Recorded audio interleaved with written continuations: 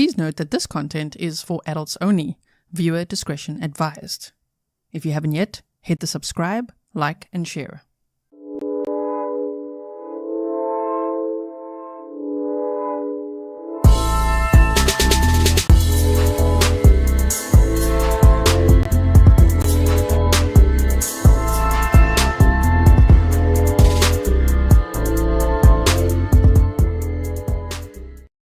Hello everyone and welcome back to another live stream with me, Grizzly K. This is Grizzly True Crime, and welcome to all the subscribers, the Grizzlies, the OGs, original Grizzlies, new subscribers. Thank you mods for everything you do.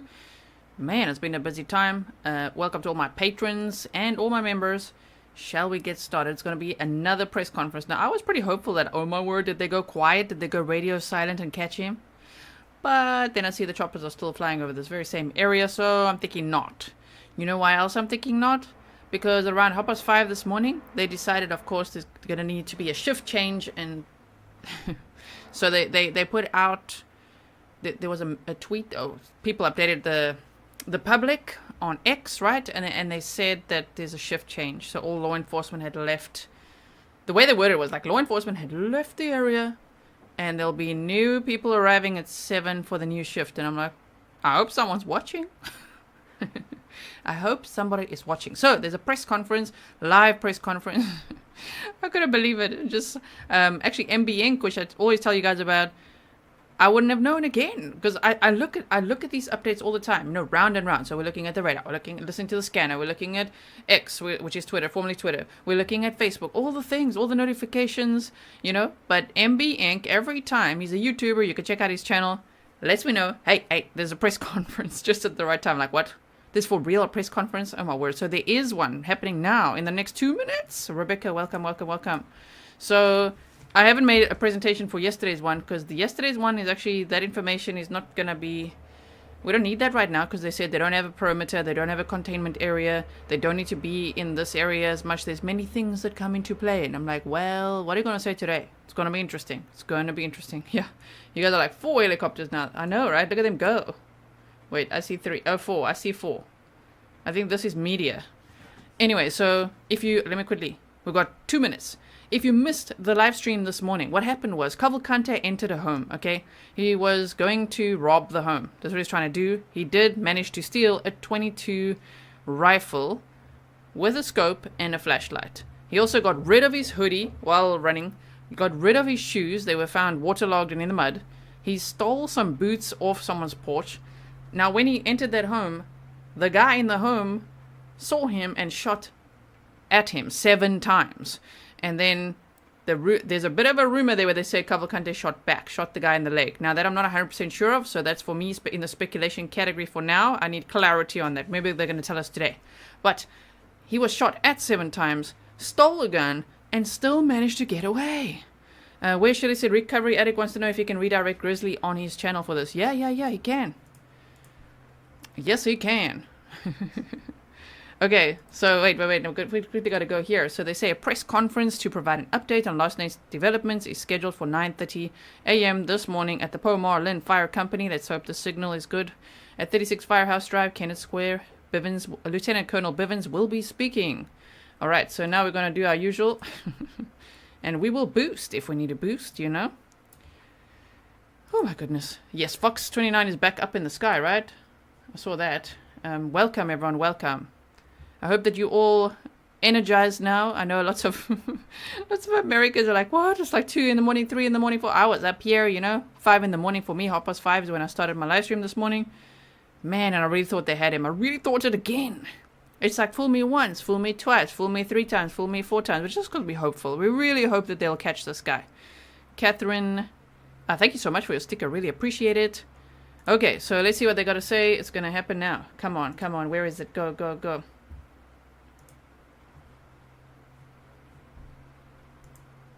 West of Route 100. The motorist turned her vehicle around in an effort to verify what she saw. As she drove back past, the individual was gone. We had a large number of troopers already in the area and utilized them to form a perimeter around that area.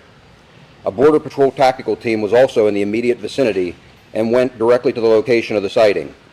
They observed footprints in some mud which were identical to the prison shoes worn by Cavalcante. A track was initiated, and shortly thereafter, both of his prison shoes were located.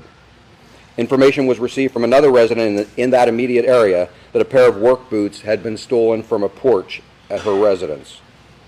The tracking of Cavalcante continued in a northerly direction, and at 10:10 p.m., a call was received from a resident on Coventryville Road indicating a short Hispanic male, no shirt, and wearing dark pants, had entered his garage while the homeowner was in it, and that he grabbed a .22 rifle that was leaning in the corner of the garage.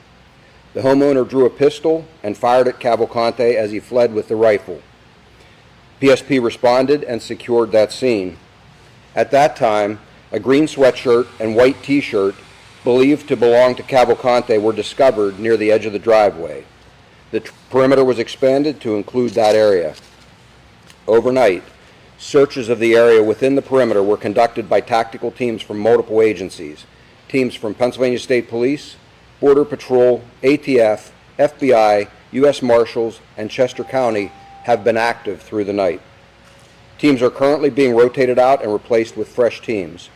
Aviation assets, canines, mounted patrols, and numerous other assets have been mobilized and are currently operating in this search area. Upwards of 500 law enforcement officers are engaged in securing the perimeter and in conducting the searches. We are mobilizing additional resources as we speak and are planning for an extended operating period if necessary. Cavalcante is considered armed and extremely dangerous. He is now armed with a .22 caliber rifle with a scope and flashlight mounted on it. Throughout the night, we sent several reverse 911 messages to residents within a 3-mile radius of this incident, as well as posted information to social media in an effort to inform the public and to keep them safe. We also notified the affected schools of this incident in the very early morning hours, and a decision was made to close schools in the O&J Roberts School District for today. The current perimeter includes PA 23 to the north, PA 100 to the east, Fairview and Nantmeal roads to the south, and Ironbridge and County Park roads to the west. We ask residents in and around this vicinity to please secure homes, outbuildings, and vehicles. It is imperative that anyone with information about Cavalcante contact us immediately so we can act on it in a timely manner. They can call 911 or our tip line at 717-562-2987.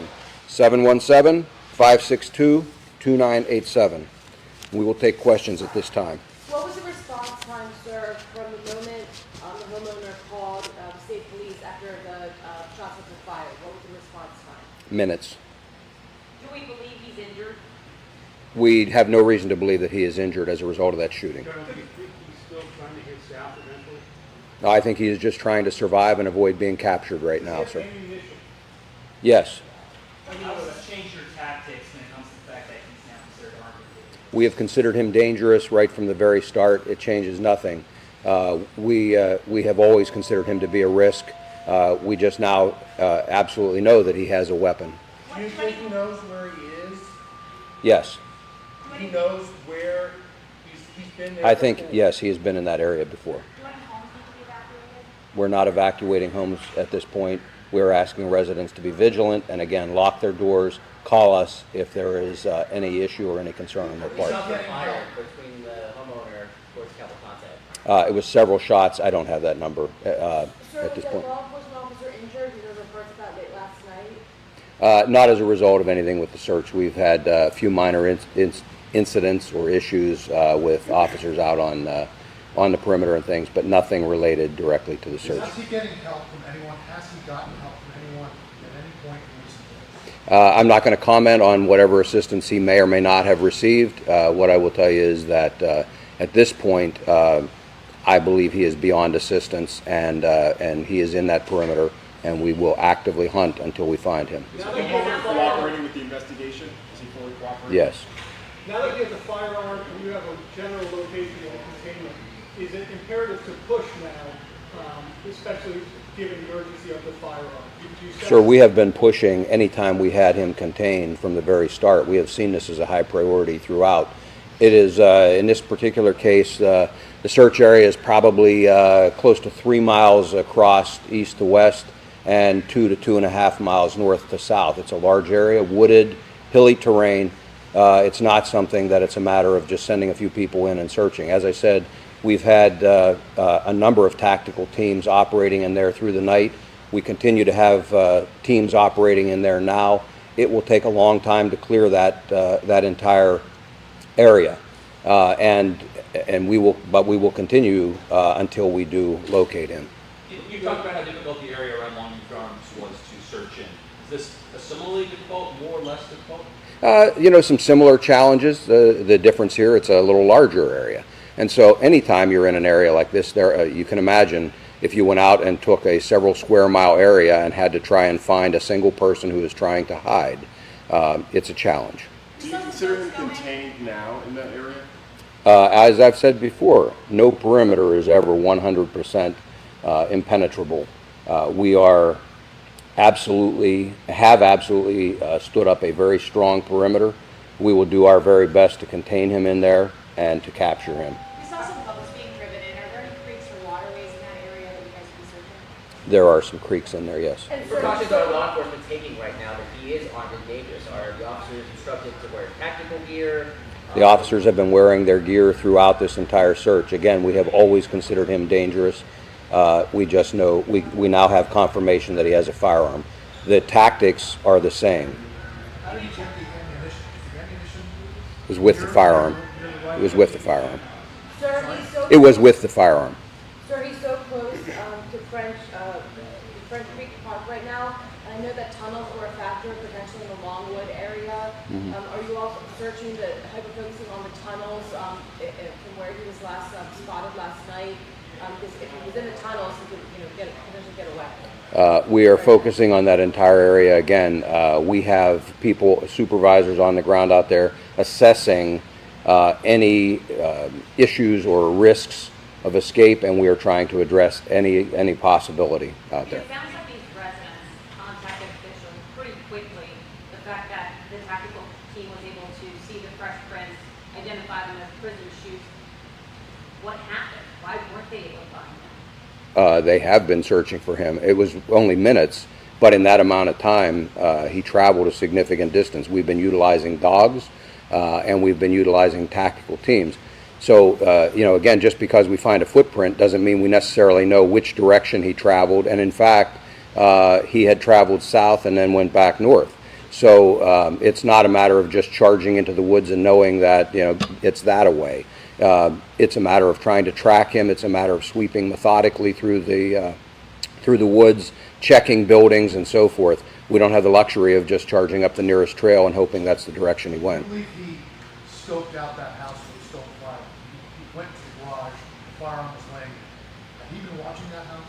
I don't believe so, sir. I think at that point he was being pushed by the teams that were pursuing him from the original sighting. I think it was, in my opinion, I believe it was a crime of opportunity. I think he went in there probably trying to hide. The garage door was open. He didn't, I believe, recognize that the owner was in there, and I think he was probably looking for a place to hide, ran for that garage, saw the firearm, grabbed that, encountered the homeowner, and fled with the firearm. What's the square mile area now that you are searching? Do you have an estimate? I don't know, what is that, 8 to 10 square miles probably? You've had two instances now of Cavalcante picking up supplies that really changed the search, whether it was a van with the keys in it or a firearm that was somewhat unsecured. Do you have any plans to change the messaging in this new containment area to really, emphasize the importance of locking? I don't know how much more I could emphasize it, sir. I've been very clear about securing things. We have sent, as I said, several reverse 911 messages through the night, again emphasizing that point and telling residents what they can do, just advising them the situation. I can't be any clearer that they need to secure things. Use maps of culverts, drainage areas, tunnels, different... We're working with a variety of maps. We have county emergency management people on site and have had them on site here in the command post so that we do have access to the available information. Sir, you said not the officer that passed out this morning around 9 a.m. I don't. I was told that it is not a life-threatening situation, but I don't have any other Sir, you information. said it's a matter of time before he is captured. It feels like you're getting very close. How many law enforcement officers do you have on the ground right now? Are we at that 400 number? I would think we're well past the 400. We are probably around 500 right now. It's very fluid. We have people still coming in. We've been releasing people that were held overnight. We have people that have been on duty for 20 hours, 24 hours or more, and we're relieving them. We held people over because of the seriousness of the situation last night. So we're working through replacing all of those. We have people coming in, I can speak for the state police, from all over Pennsylvania to support this effort and to be able to sustain it. And our partner agencies are doing the same, not only from Pennsylvania, but from out of state as well, with various specialty teams. How did you get from Phoenixville to South Coast on foot, or did you steal another vehicle? No, this is the area where he left the van. It's very close in proximity to where the van was abandoned and where I talked about that I believed he was in the woods and was likely hiding. The homeowner interviewed him.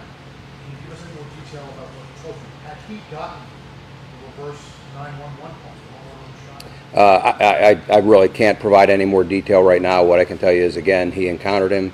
He did call us very quickly. He did what we asked him to do with regard to that. What road was that, passed on? Coventryville Road. How many times did he fire at him? I don't have that number of shots. Several shots, I was told. Reports that Cavalcante stole a pair of boots. Are those accurate? Yes.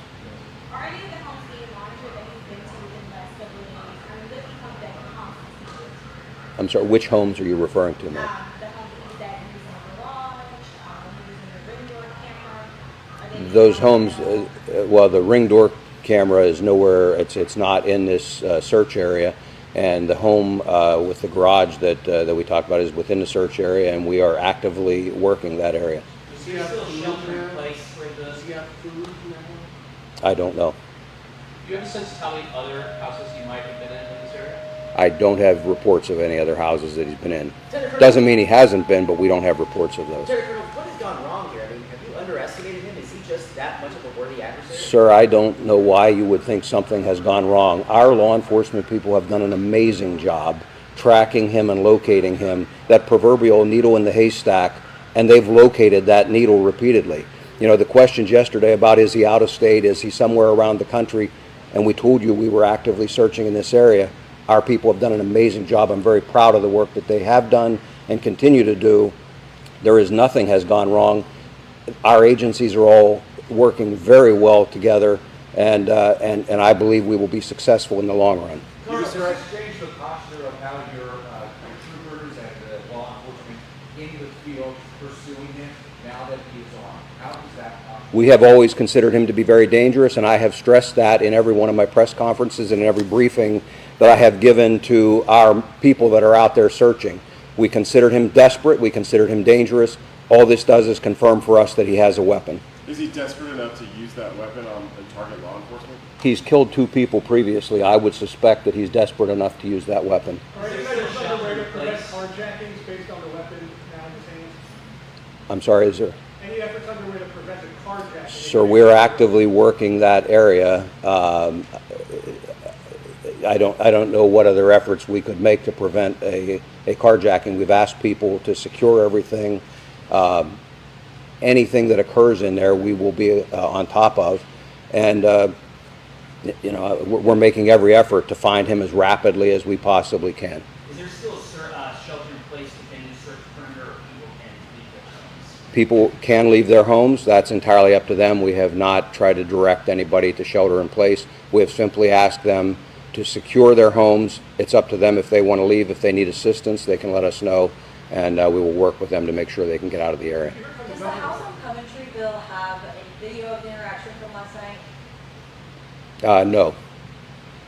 I'm sorry, what was that? Have you been in communication with the governor's office? And how are I have been in regular communication with the governor's office and the governor himself. The governor has been closely monitoring this entire situation, has offered any resources that are necessary, has offered to contact other states if need be. So he's been closely monitoring this. He's on top of it, and we continue to keep him advised. Other than the theft of the rifle, do Cavalcante make any aggressive moves to the homeowner, who I believe is in his 80s? that accurate? He did not, to my knowledge, make any other aggressive moves. They confronted each other.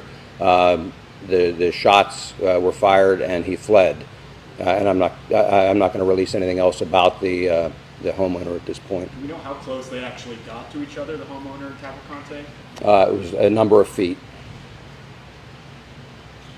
Anything you'd like the public to know at this juncture? I know you've reiterated some very important facts, but just, No, I think, again, I stress, please secure things, and not just within the perimeter, in the vicinity around it, and please call us immediately if they see something suspicious, if they believe that Cavalcante might be in the area.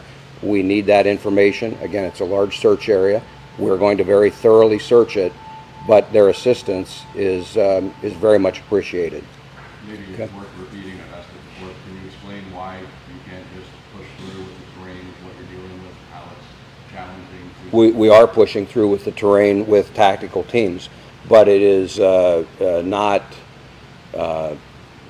not really practical to suggest that we could line up a line 3 miles long and push in one long line through there. We've got to methodically search it. We've got trained teams that are doing that, and we're going to cover that ground as quickly and as thoroughly as we possibly can. Okay. Thank you very much. We'll get additional information to you as things unfold. Thank you. Bam, they're going to end the live stream right there. Whoa, okay. I'm just going to keep this open for a second here because I want to just see that very first sentence in a moment, and we're going to quickly recap. I just want to hear how it started with the lady that saw the footprints and things. David, you said, I missed the beginning. Was Cavalcante hit by any gunshots? They said there weren't any visible blood stains, so if we read between, they said there weren't any visible blood stains. End of sentence. So we could speculate, probably not. I believe that the homeowner was shot in the leg. That went around on social media. So let's say that's speculation, but they didn't want to go into that now today. Look what they're doing here now. They're doing those weird patterns again. Yes. Okay, so if you're only joining now, that was a press conference that was announced for today to update us all on what we found out in the previous stream. I'm not saying that snarkily. I mean, we were there. We were there live, okay? We were like listening to the scanner and we were watching everything. Okay, where are they going now? And so remember, the tip line number is 717-562-2987. Also, the reward is now up to $25,000. I don't think they mentioned that again now, right? It is up to $25,000. So I'm just going to put this over here. Let's take the text away. Okay.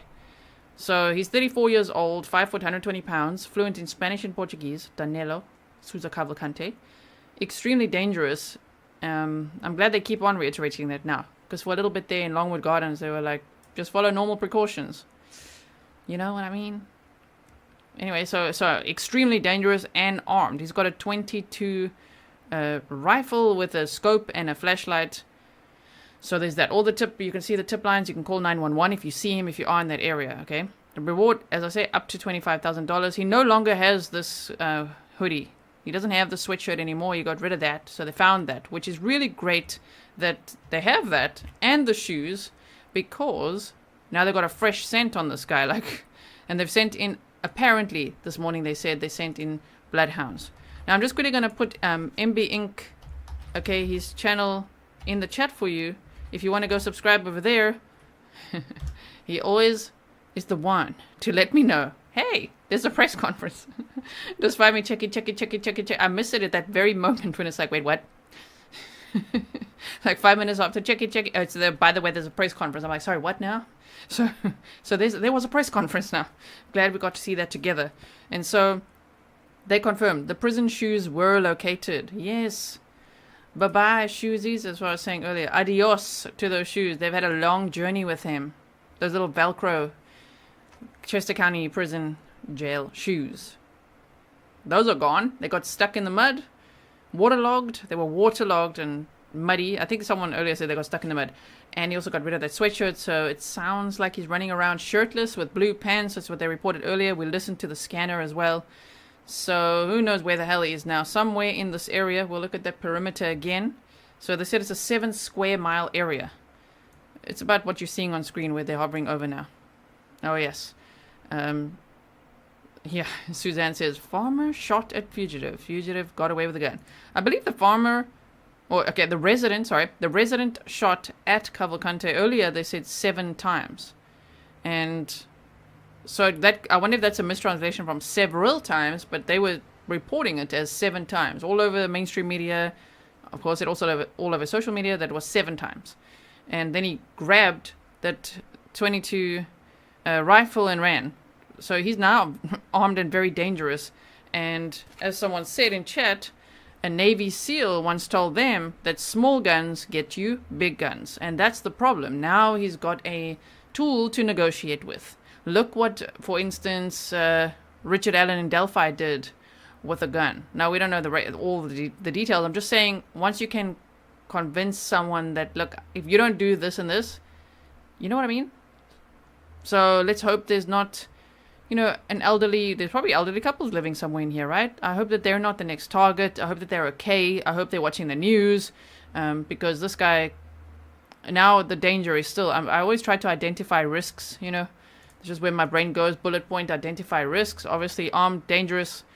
I can't say nothing to lose because he's got freedom to lose and his life to lose, but he's really fighting hard for his freedom.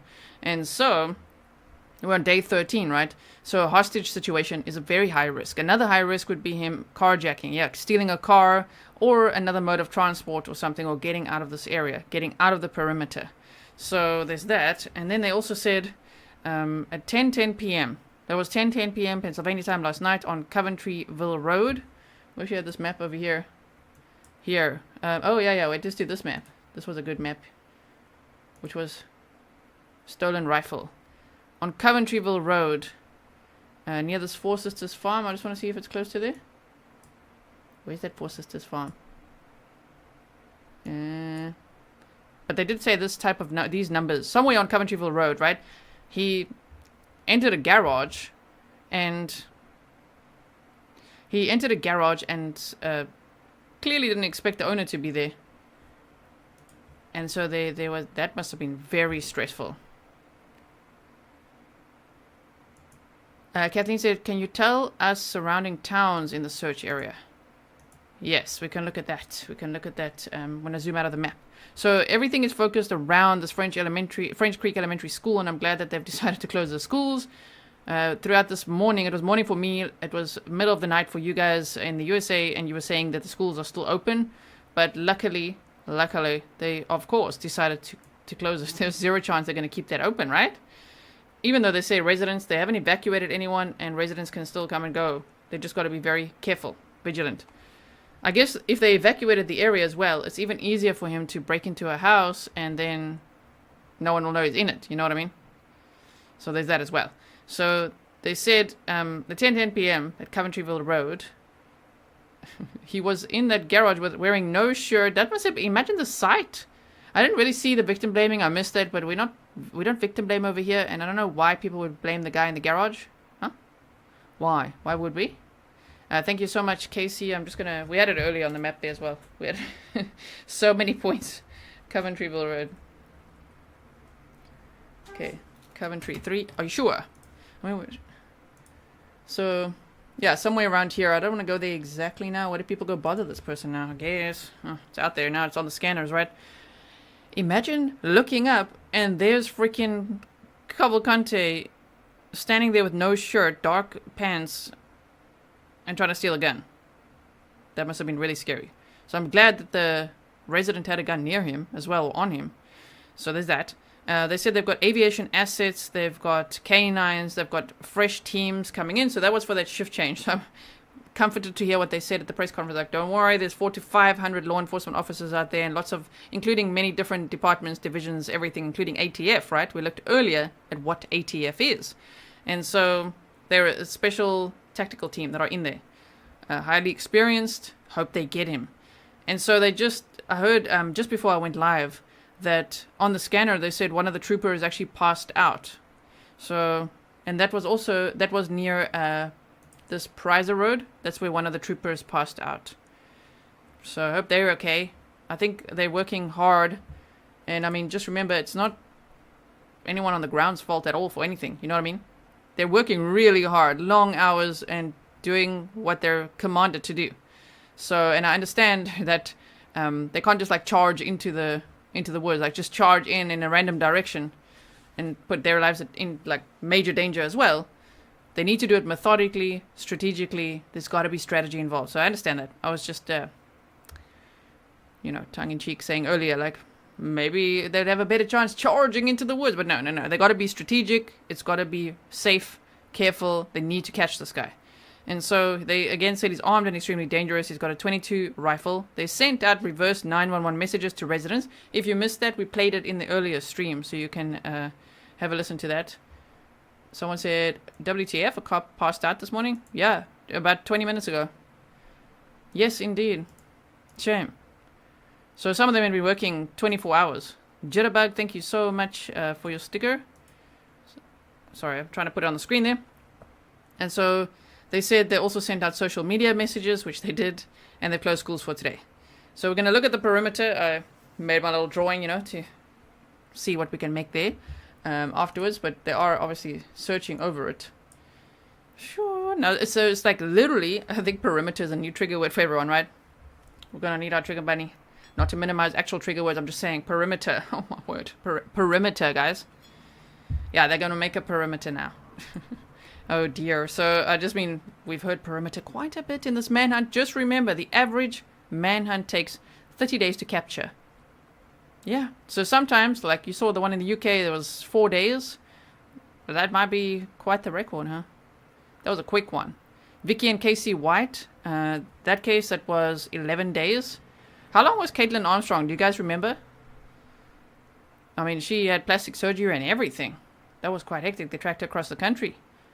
The problem is this guy, he's hiding in nature. He's hiding in the woods. And he's like shirt off. He's wearing shoes now. He's wearing someone else's boots. A lady said that he stole work boots off the porch. So I'm wondering if he stole ladies' shoes. Okay. So, just hold on 1 second. The gun was stolen at 10:10 p.m. 10:10 p.m. Yeah. Janice like the freaking perimeter. Yes, guys, another perimeter. They said, okay, just hold on 1 second. Karen, I'm sorry, I'm just checking a whole bunch of things here. Karen Cozy. Hey, thank you so much. So we're going to look at the perimeter in a moment. He has a weapon. They say they believe he's been in that area before. That's interesting. Why do they say that? What do they mean? Oh, there we go. 43 days for Armstrong. 43 days for Armstrong. And we can actually have a look at that other case in a moment, which was Eric Frein. That was from 2014, I think it was. 2014? Court 2014. We'll look at that after this, just as an example. They believe he's been in that area before. Now, obviously, it's pretty close to where the van was dumped, or abandoned, because it ran out of fuel. Did you see here? Dogs picked up... Oh, that's a new one. Number 8. Remember, we were following the numbers earlier. Number 5 says ERT gunshot victim unconfirmed. And this says dogs picked up a track. Hey, where'd number 7 go? What's going? Oh, it's important here. Let's look at this interactive map quickly. Potential sighting barn. Number 2, perimeter being set. Number 3, boots stolen. Ah, I love this map. Thank you, Andrew Averill. Boots stolen around this area. So that would be Pottstown Pike. Didn't they mention that? No, they said Fairview and Nantmeal. Okay, Pottstown Pike around this road. Boots were stolen. So he's been all around this area. Wow. And then number 4 is over here, which says stolen rifle, Coventryville Road. Number 5, ERT gunshot unconfirmed. 6, officer with face burns, which turned out to be unrelated. Where'd number 7 go? Wait, see more. 7. Here, there was someone seen getting in a car trunk. I hope that was debunked. Huh? Someone was seen getting in a car trunk, but they've been checking all the cars, right? 7 and 8 is dogs picked up a track. And I believe, as I say, they've got bloodhounds this time. So we'll keep clicking it here. Alicia said they said. Well, who? Because they are all of us. We said it too. All of us. The public said. We can see the pattern, right? He hides during the day. He moves at night. And so they said they're going to actively hunt him. That's new terminology, which I like. Actively hunting him, yes. They are not going to comment on the assistance he may or may not have received, but they think that now he's desperate. Desperately seeking resources and assistance. They again didn't want to comment on anything to do with the phone, so that's interesting. I think when they talk about the assistance that he may or may not have had, I still wonder if it's got anything to do with his sister or whoever. I don't know where he shaved. You know what I mean? Did he shower and shave? I don't know. So yes. Shelly Babes, you say watching the person now to rewind. No problem. No problem. We're going to look at the perimeter now. Art Rees said he lived in the area since 2017, working on numerous farms in the area. He's very familiar with that area. That's scary. In this area, because I've never heard them say he lived in this area. Is it Art? I know that he lived in that King of Prussia area. Here's Limerick. Okay, wait. Sorry, remember I'm not local. I'm just looking. Yes, Phoenixville. Okay. Royersford, they said he knows this area. Well, he lived there at a time. And also that King of Prussia area. Here. So, interesting that he was also here. You know what I also heard? I was listening to Nancy Grace's take on this case earlier, and she said that he used to work in an auto repair shop, and that caught my ear. It's in the first 5 minutes or so that she said that. So I don't know where. I think she said that comes from documents out of the murder the murder he's suspected of committing in Brazil in 2017, and that was because the guy owed him money for repairing his car. Something like that. I think that's what it was. Repairing his car. And I'm like, oh, okay. So you know why am I saying that? It's because yesterday we looked at a lot of activity. Remember that Bloom Court area? It was like Bloom Court Road. Sorry, let me go back to the map here. I'll show you. I think it was 810 Bloom Court Road. That was all the way over here. There was a lot of activity. Where? At Ott's Auto Shop. Remember that? So I'm like, what if he did work at a repair shop? See, they didn't want to say anything about his work. And I'm like, man, what if he worked there? That's maybe why he went there. Maybe he tried to get help there as well. We just don't know that at this point either. Leanne, welcome. So, I know, right? Dog Lover says growing channel fast. I remember. I'm shocked. So many new Grizzlies. I can't keep up. There was 100K, yeah. I think it was on Christmas Day. I think so. Because the goal was for New Year's. Like, we got quite close. I'm like, whoa, we're going to start the new year with 100K Grizzlies. Now we at 230K. Oh, my goodness. So, yeah, I'm going to have to re-listen to that Nancy Grace one. But I'm like, he owed money for car repairs? What a petty man. You know what? Let's say that. Cavalcante, okay, extremely dangerous. And petty man. Like this guy shoots someone because he owes him money. Shoots him in a diner because he owes him money for repairing a car. And it wasn't much, apparently. And then he stabbed his ex-girlfriend in the back. Earlier, we looked at an interview where they actually showed Cavalcante the day before he was supposed to move out. There was an interview with a roommate, I believe. Let me just quickly have a look. I think it's this one. I think it's this one that we looked at. So let's quickly have a look at this, and then we'll build our perimeter from there. Don't get triggered now when I say that. Building the perimeter on the maps. I don't know why some people, very few, one or two on social media are like, why would you be putting the maps? But they literally, it's information. Stay safe within that area. They're like, oh my word, you're giving the killer information. Very unlikely that he's got those resources, and even if he does, they're going to have to hide in that perimeter from this entire tactical team. Okay, so let's quickly listen to this. Action News reporter Brianna Smith, who's been in the search area, the new search area, all day. And Brianna, you spoke with stressed out neighbors and a former roommate of Cavalcante's. Yes, Walter, we spoke to his former roommate Franco here in East Nantmeal Township, which is where law enforcement continues to search for Cavalcante after they found the van he stole here in this area. Now, Franco says he wants to help police find Cavalcante and bring him to justice. As the manhunt for Danelo Cavalcante enters its 11th night, we're hearing from his former roommate Franco. I had no idea he could do something like this. He said he was someone super shy, like really quiet. He would drink his beers on the weekend, make barbecue, and working a lot. Franco says they lived together in King of Prussia for 4 months, and he showed us this video of Cavalcante moving out the day before he killed his ex-girlfriend in 2021. Cavalcante was sentenced to life in prison and was waiting to be transferred from Chester County Prison when he escaped on August 31st. Right now I have anxiety because of this. And I was getting anxious again this week. I even told my friends I'm not sleeping well. Franco says he provided information to police after the murder, and now he's trying to help them again in East Nantmeal Township. And I was talking to the police for about an hour. I'm here to see if they need my help to speak Portuguese. If he's found and I can talk in Portuguese with him, so he can surrender. Other residents also showed up to the new search area Sunday afternoon to assist police. We're out looking for the fugitive, while others worry about where he'll go next. So he's out of the perimeter now, and he can go anywhere. He could just keep hopping in and out of different cars and moving on his way. So it's I guess from their standpoint, it's a little bit different tracking him now. I just want him to be caught so I can sleep. I can go live my normal life. Everybody can feel safe again. And yeah, he has to pay for what he did. And a Prussia for. So I'm just showing you this again. Another picture, maybe you didn't see it earlier, of Cavalcante. Probably wasted.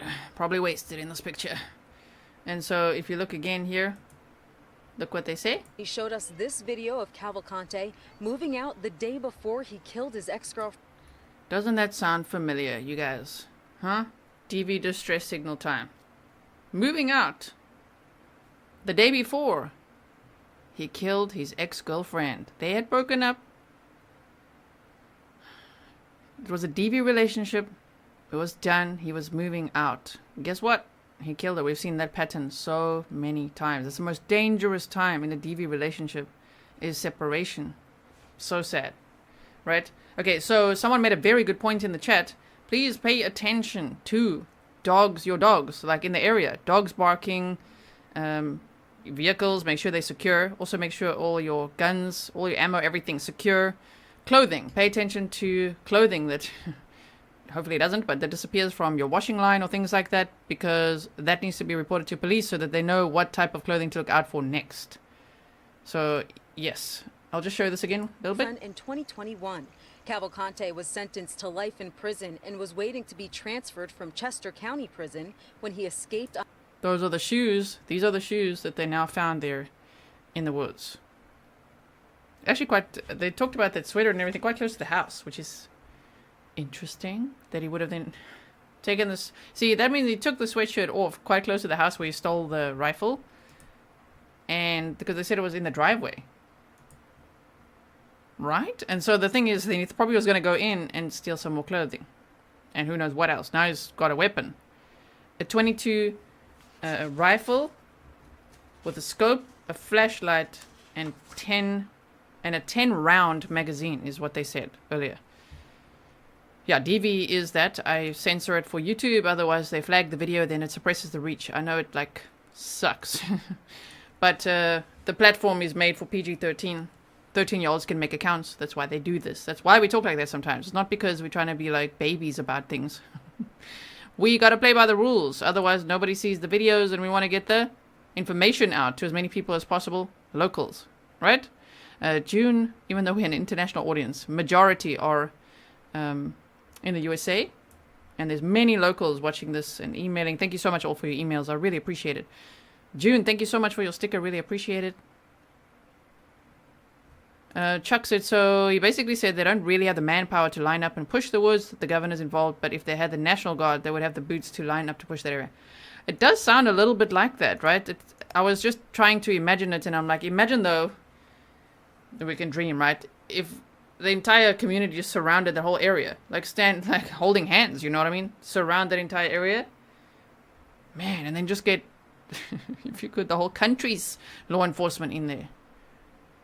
And look up in the trees as well. And look, I believe there's tunnels there too, right? Wesley says, sorry, but I think YouTube's too sensitive to real life. Well, we all think it. You're not the only one. I literally think we would all agree on that. But we got to play by the rules, especially as a content creator. Because I don't want to say a word that then is like, that's it, you know. They look at many factors, but why would I sabotage my own work? So, anyway, let's go here. And I'm going to take this off now. Let's go and see what we can do. So they said PA 23 North. Where's that? PA, oh, this, yeah, this is this one, 23, okay. PA 100, so that would be this one. Okay, and then Fairview and Nantmeal. Okay, wait, Prizer Road. I'm just going to put this one on top here. Hey, thank you so much, PT Notterman. Also, just disclaimer, guys, I don't only read out stickers. I see all your chats. I just see them pop up, and if I miss them, they just fly by. I don't want to forget them. Thank you so much. Really appreciate it.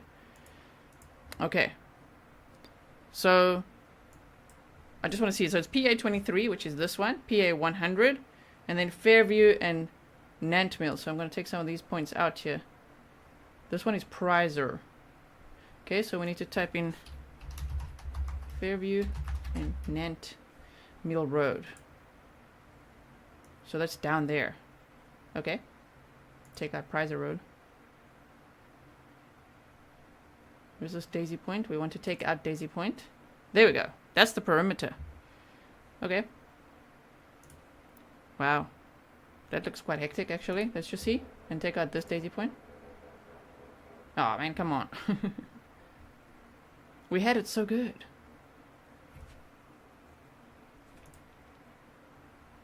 Now we're going to do this.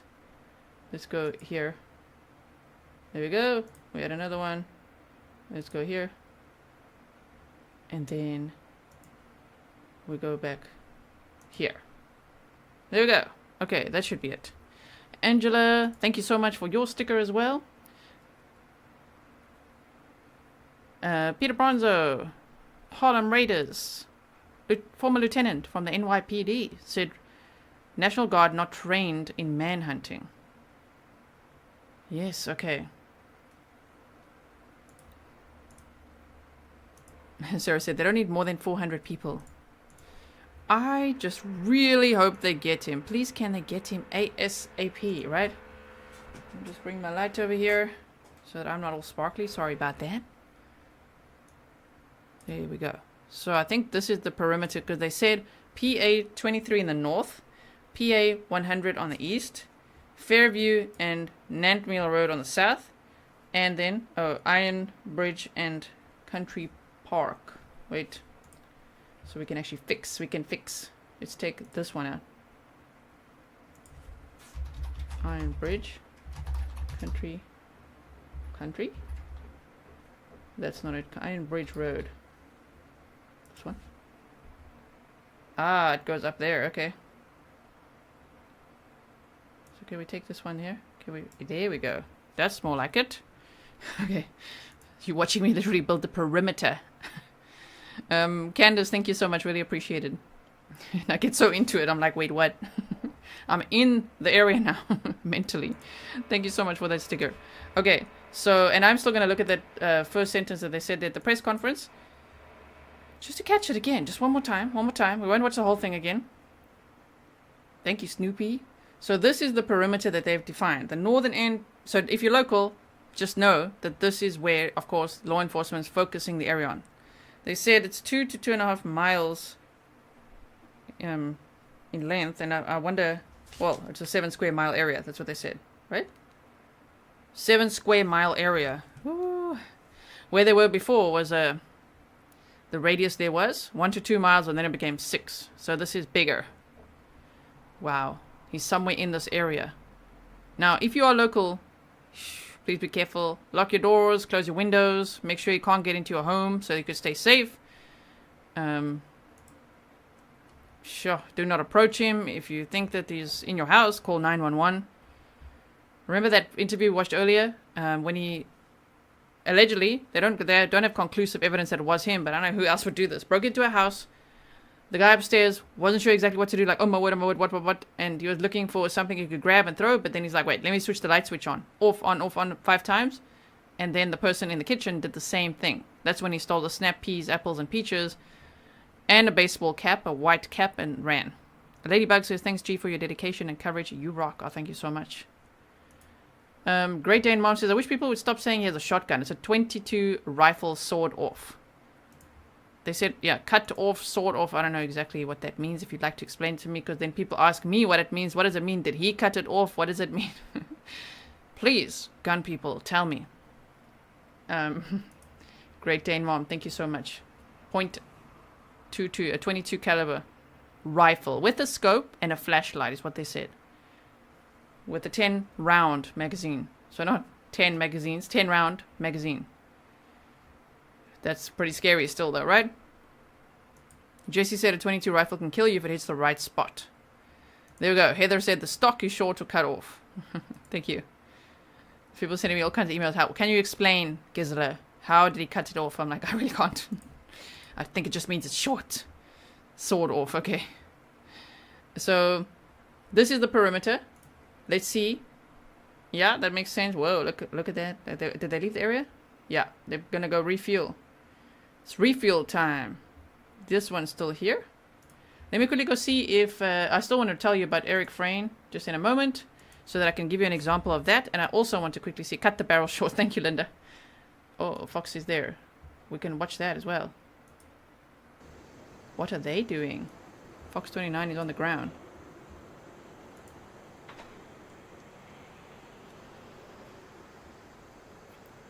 I'm just looking at this car. Pottstown Pike.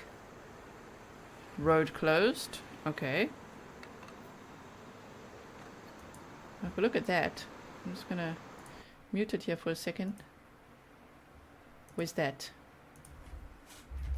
Pottstown Pike. Show us.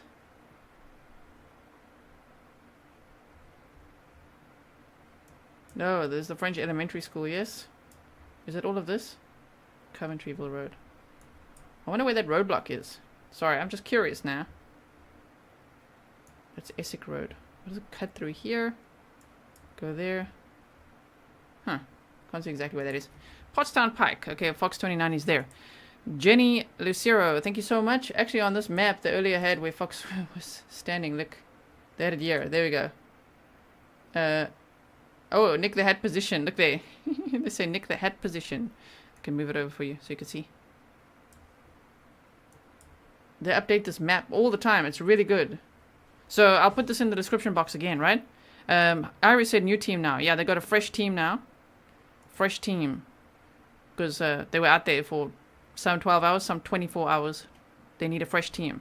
Which is a good idea as well. Regina said sort of is easier to conceal and does more damage, but cannot remember how or what happens. Thank you so much.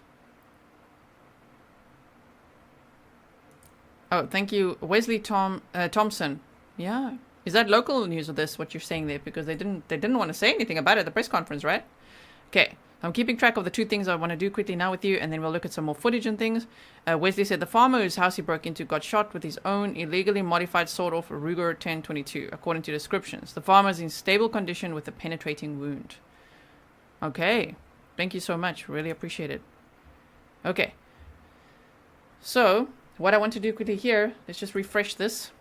I just want to see that first sentence here quickly. Is Lieutenant Colonel George Bivens, Deputy Commissioner of Operations with the Pennsylvania State Police. Joining me today is District Attorney Deb Ryan, Chief County Detective David Sassa, FBI ASAC Jamie Milligan, and Rob Clark from the U.S. Marshals Office. There have been a number of significant developments overnight in this investigation and manhunt. At approximately 8 p.m. last evening, a motorist reported seeing a male crouched near the wood line along the south side of Fairview Road, west of Route 100. The motorist turned her vehicle around in an effort to verify what she saw. As she drove back past, the individual was gone. We had a large number of troopers already in the area and utilized them to form a perimeter around that area. A Border Patrol tactical team was also in the immediate vicinity and went directly to the location of the sighting. They observed footprints in some mud which were identical to the prison shoes worn by Cavalcante. A track was initiated, and shortly thereafter, both of his prison... That's all I wanted to hear, was that initial sentence they said there. So he was crouched in the woods along the road? Whoa, what was he planning to do? That must have been a scary sight and good eyesight. Damn, good spotting. That was around 8 p.m., which is already pretty dark, is it not? What a sight to see. Crouched on the side of the road. What was he trying to do? And that's before he stole the rifle. Marlene says, can't wait till this is over with. Well, that brings me to my next point. Let's see how long this will take. So this, they say, this is from 2014, right? It's an example. Manhunt for cop killer Eric Frein took 48 days and cost $12 million and drastically altered lives. Okay, welcome, Ciara. Ciara? Hope I'm saying it right. And here, hey, oh come on. They want me to read it. Oh wait, you see how they want me to subscribe. So hold on. Let's see. Already a subscriber? No. Let's see if we can do this quickly. Just want to see. Otherwise I will find another article. Okay. We're going to find another article quickly. But 48 days. Now this is day 13 of this manhunt. So really they're starting new area, clean slate. You know what I mean? So we got that. Okay. So Eric Frein. Now he was the escaped... was he not a survivalist as well? Wasn't he one that they also said was one? Eric Frein. There we go.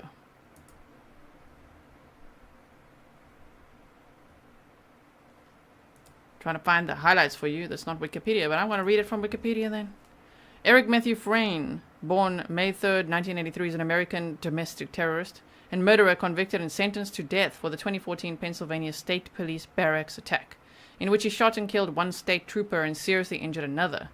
A letter to his parents made it clear that he hoped to spark a revolution by his actions.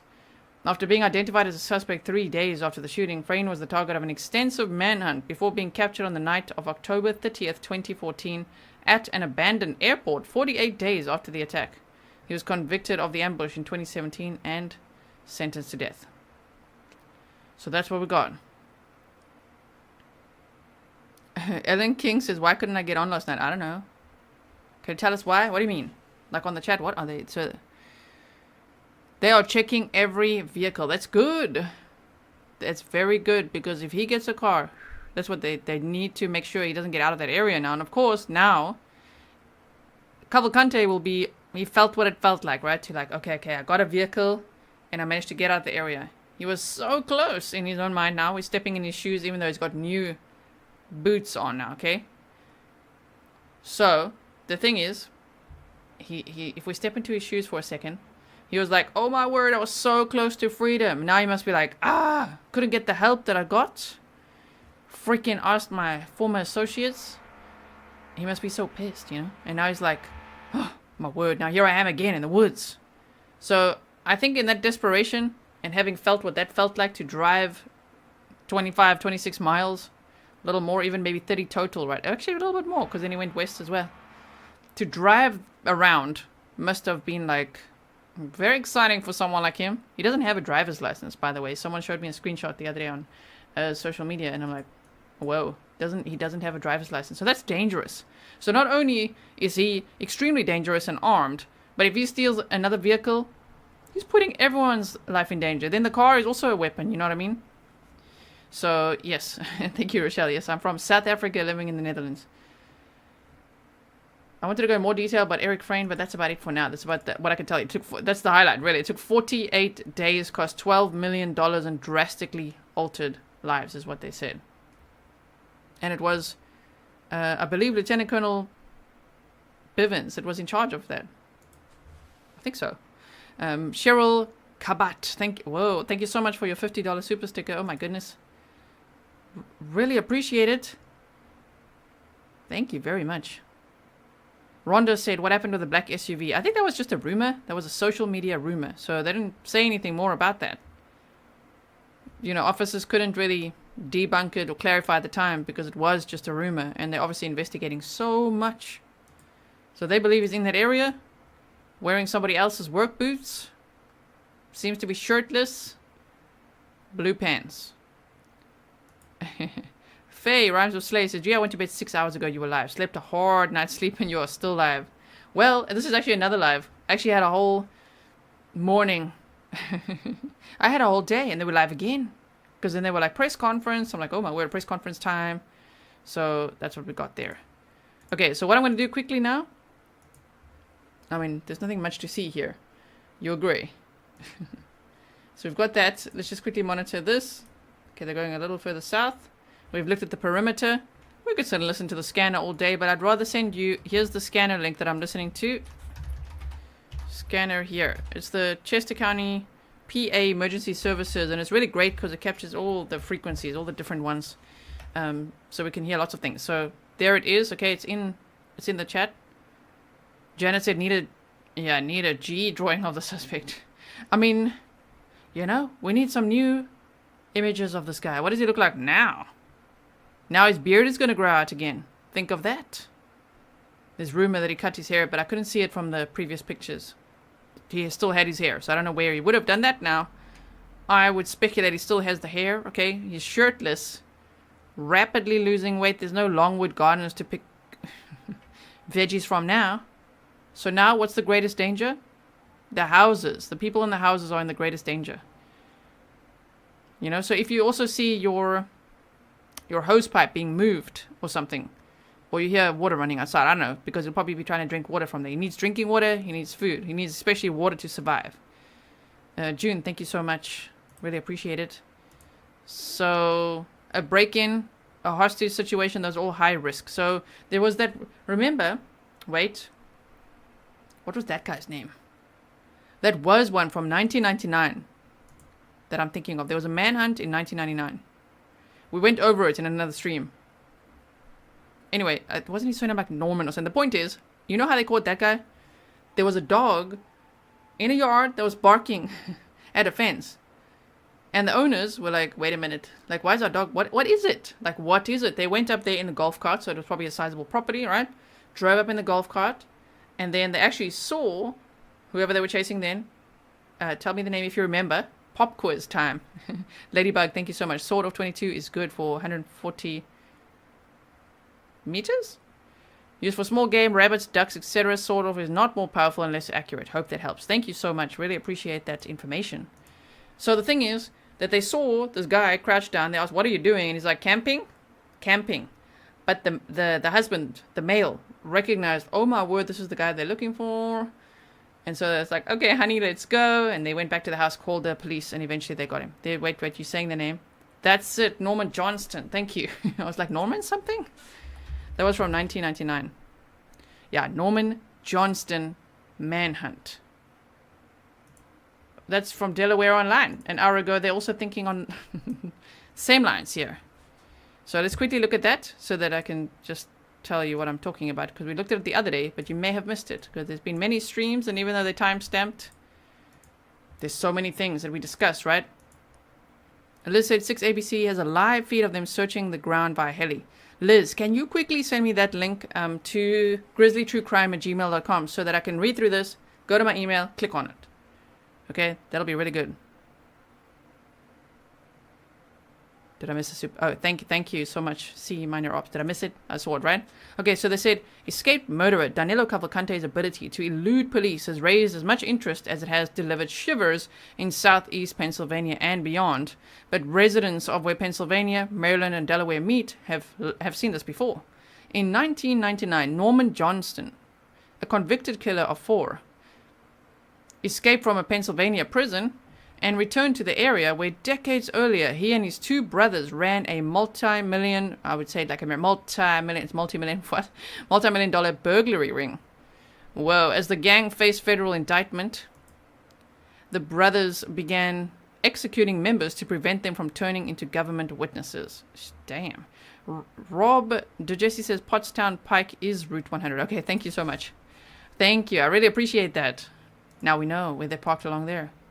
So then they say their deeds inspired the 1986 movie At Close Range. You know what? I'm going to watch that. You guys have all been telling me I need to watch that movie. I don't think I've seen it. Huh? Okay.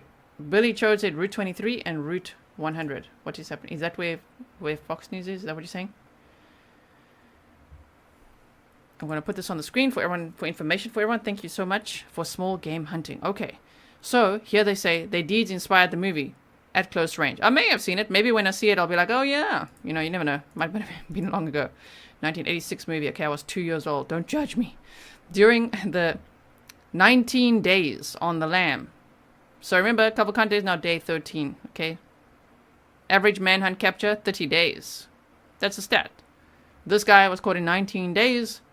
The other guy we looked at, Eric Frein, 48 days. Ah, man, Pernille, remind me again. How long was Caitlin Armstrong?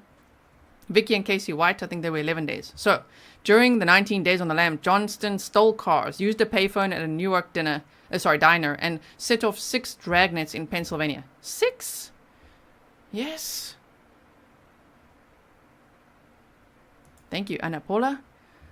And so they said between Pennsylvania, Maryland, and Delaware. Twice he managed to break from the hands of would-be captors, including a Chester County, Pennsylvania park ranger and a University of Delaware police officer.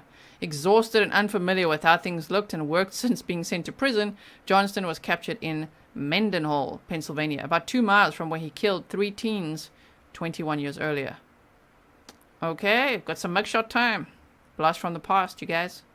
Anna said even with the arrest order issued in 2017, he managed to leave the country because when he boarded at Brasilia Airport, the national registration was only made in June of 2018. Oh, wow. Thank you for that information. Oh, wait. Gotta go up, see it. 43 days. Thank you, Heather. Keep saying 48. I'm a 48. 43. Okay. Okay. P. Cooper says, you're too young, Gisela. I challenge myself. Thank you, Pernille. So here they say, he says, I never hurt anyone. The car thefts I regret, but they were unavoidable. Johnston said in a 1999 letter to a staff writer at the Daily Local News of Westchester, Pennsylvania, I didn't deserve the killer label in 1980, nor the mad killer on the loose label when I escaped. Oh, that guy didn't like labels. Lisa, yes. If anyone missed the earlier stream, we went over so much detail as it unfolded, right? And we were saying that now that they found his shoesies, as I keep saying, because it's just like little Chester County prison shoesies, the Velcro ones, right? Now that they found that and the sweatshirt, they're going to have a fresh scent. And this time, apparently, they're going in with bloodhounds. Yes, okay. So then, they say Johnston and his brothers Bruce Sr. and David led a ring during the 1960s and 70s that made millions by stealing from homes and businesses, primarily in the southeast Pennsylvania, but also in other areas such as Cecil County, Maryland, and Newcastle County. This is a long story. I'm going to link it for you so that you can read through it if you want to. Let's look at the ambush. Wait, at the ambush of Bruce Johnston Jr. We don't want to see that. I'm just looking here. Search for Danelo Cavalcante. Yes, okay. Wait, I want to see how they captured him. His prison break. Okay, as the brothers' devious actions were vanishing from the public's mind, Norman Johnston began devising a plan to escape from the State Correctional Institute at Huntingdon, Pennsylvania, where he'd been held since April 1987. For about a year, officials believe Johnston devised a plan. And by the way, people have emailed me, so take this with a knippy sote, which is a little bit of salt. So no one has to argue about the ways we say it in different parts of the world. A knippy, okay, just a bit of salt. That they were saying, it might even be people that work at that prison. I've got lots of emails, okay? So I'm just remembering these little bullet points that I wanted to tell you along the way. That Cavalcante had tried to escape before, and that he had told his defense attorneys, I'm gonna escape. Something like that. So, knippy salt, pinch of salt, a little bit of rumor there. But if those calls were monitored, and he's like, yep, I'm definitely gonna escape. I'm gonna be out of here. So, after the sentencing, 1 week later, he's gone. Like, oh my word. Imagine that. Thank you, Liz. Really appreciate it. Oh, that's true as well. Michael Stevens said it's starting to get colder here in PA at night, so he's going to need clothes to stay warm at some point. Yeah, and you can't make a fire. Imagine if he makes a fire. Busted. Okay, so here they say for about a year, right? He tried to plan an escape. We're looking at this other case as an example. His planning included getting 2 prison employees to smuggle him contraband that he used in his escape. He also accepted a reprimand when he refused to change cells in June of 99, a little more than a month before the escape. This is they're telling us the entire story. They're spilling all the tea over here. When breakfast was served, officials simply passed Johnston by. Okay, so that's how he escaped. He captures imaginations. 2 women saw him at a fruit stand in Cecil County. Police claim to have seen Johnston smoking a cigarette outside of the home of his niece in Leeds, Maryland. Pennsylvania police disclosed that Johnson had been using only the payphone. Okay, so there were lots of sightings, lots of things we see that happen. We heard from one of the boots on the ground content creators that's out there reporting on this case, okay? I don't know if you guys heard this, but there was a trooper that they spoke to. And they said that they get so many false calls as well. There's one lady. They've mentioned there's one lady that keeps calling and saying, oh my word, he's in the woods now. And now he's trying to hold me hostage. And now he's trying to do this. And they're just like, lady, that's a bit of a mental health case. You know what I mean? Vicky says, how do you look so fresh and awesome on so little sleep? I look like I've been microwaved twice. I've got some muscle memory for this. Because I was, for 9 years of my life, I was an airline pilot at South African Airways. And we had to be called at any moment's notice and stay awake all hours of the night when we flew internationally. So I think it was that, you know. And then I'm a little bit hyperactive. Just a little. Just a tad energy. Okay. I'm going to link this so that you can read through all of this if you want to. I didn't know this article was going to be this long. I really just wanted to give you the example. The other day we went over it. And the point is, it took a long time to capture him. And they had different drag nets to capture him. So we shall look. Thank you for spilling all the tea there, everyone. Okay, now let's just quickly look. You say 6 ABC overhead live feed showing lawn. So now let me check my email. Because Liz said you sent it to me. Ah, thank you so much. There we go. Please, can I open this? Yes. Sorry, I'm saying that because I'm in the Netherlands. Sometimes I need a VPN. And we don't want to fiddle with it now. You know, while we're live. A VPN is a virtual private network. If you didn't know.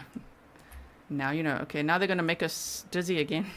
But good that they're showing this. Now, what does this remind you of? When you see this, what comes to mind? Okay, Oakley. Thank you for your sticker.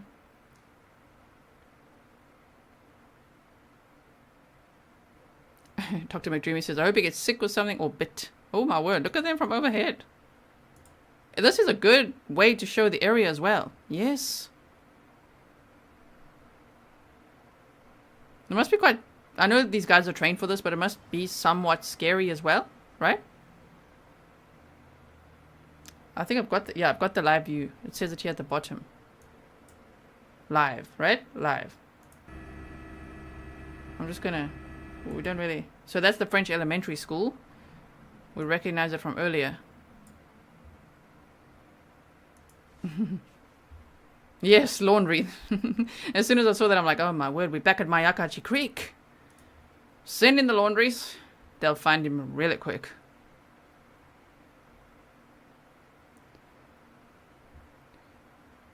America First, you can just do a Google on it. Yes. I get all the emails that everyone's telling you, everyone's telling me. Yes, indeed. Whoa, look at them go. There's a white van. It's their white van. Interesting, because it's their white van. Maybe that's why he stole a white van. He's like, yes, I found... Imagine his luck. He was like, yes, I found a white van. It's going to blend in so well here. When he stole it from Bailey's farm. And it had the keys in the ignition. Yeah, Elizabeth says, I was curious if last night he was making a move being on the road. What direction was that north? I also want to know exactly what direction that was. We'll have to listen again and do map time later.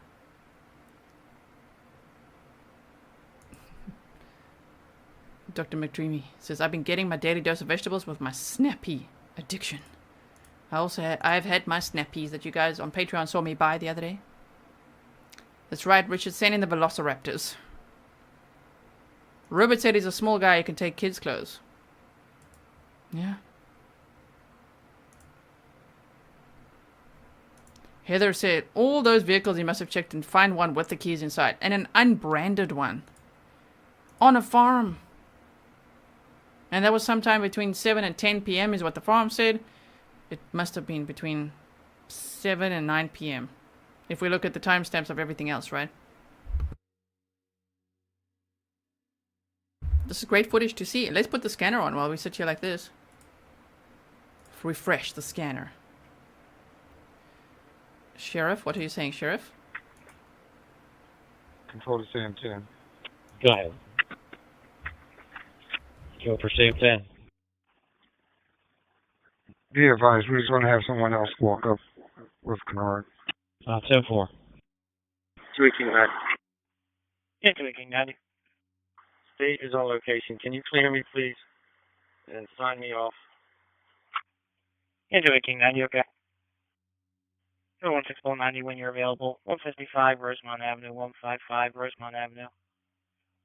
We have a caller calling in saying a female subject with a suspended license stopped the driveway in a gray Nissan Altima. PA registration, Lincoln Tango Yankee 1550. Subject's going to be a Mona Lisa McDougal, 50 years old. Yeah, 373. Send a report to your MGC specific. Tell me, 3. Also, I now have Mona Lisa calling in. Canada. A3 Sam 4. A3 Sam 2. Yeah, the A3 Sam 2. In the area 800 Chester Valley Trail, 800 Chester Valley Trail, near the mail-in station development for a traffic complaint. It's for a tree down that's on the trail. 190 vehicle still up front, facing Oak Street. 3249? Oh, the horses. Hold on. This is good to see. 104 Summers Drive, 104 Summers Drive, Looking at restore difficulty. 1 to 10. 4 is on his way to the McDonald's as well.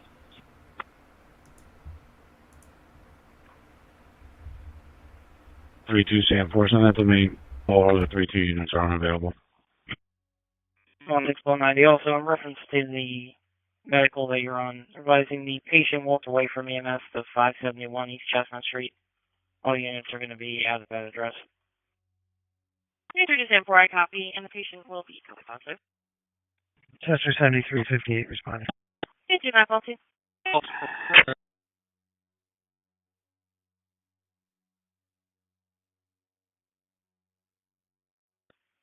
16190, just attach Mo and we.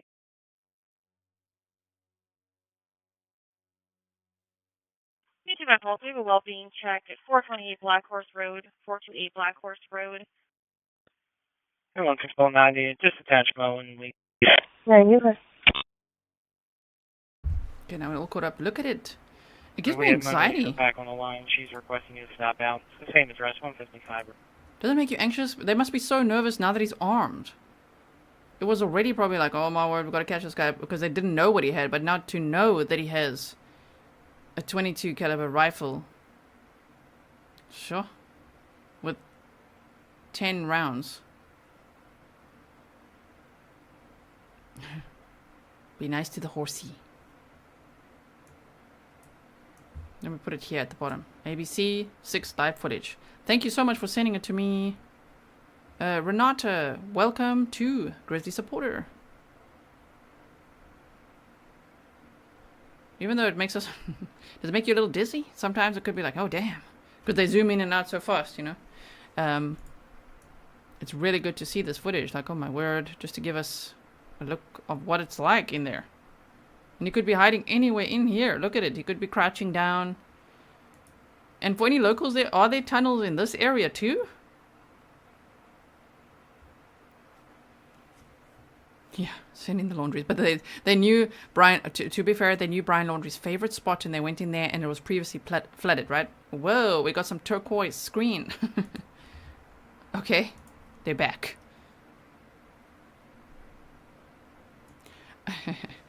My second smile. Is that policeman on the horse watching Grizzly True Crime on his mobile?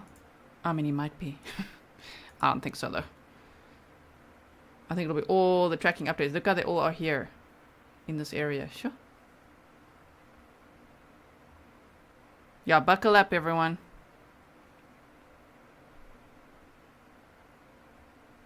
But Curl said, is that area, that easement that we were talking about earlier? I don't know. The bloody easement. I don't know exactly where they are right now. Okay, so there's also a Ready Chesco alert that went out that said, due to police activity, it just went out. Due to police activity and road closure surrounding the Pottstown District Court, the court will be closed today. So court's closed, school's closed. I think that's a good, very wise decision, right? Let me put this up here. Okay, Southern Charmed, welcome to membership. Calamity Jade says, does he have ammo for the 22? They said it's 10 rounds that he has. What are they doing? It's very interesting to see. 10 round magazine is what he's got. Oh, Lana says, I don't understand why no dog sniffing him out. There might be dogs that we can't see right now, but yeah, send in so many dogs. Yes, Miss Dewey, 230,000 Grizzlies. Lots of new Grizzlies joined recently. Lots of new subscribers. Welcome, everyone. If you haven't yet subscribed, you just got to hover below the video, click subscribe, click it again, set all, okay? So that you get all notifications. Otherwise, you never know. I don't have like a set schedule. This is when I'm going live. It's whenever there's news, whenever something's happening, whenever presentation's ready, whatever we're doing. Go live at all different times. This morning I was live at 5:30 this morning for me. That was still late at night, Pennsylvania time. Travis Thornton said, they're kind of converging around the intersection of the trail and the power line clearance. Right?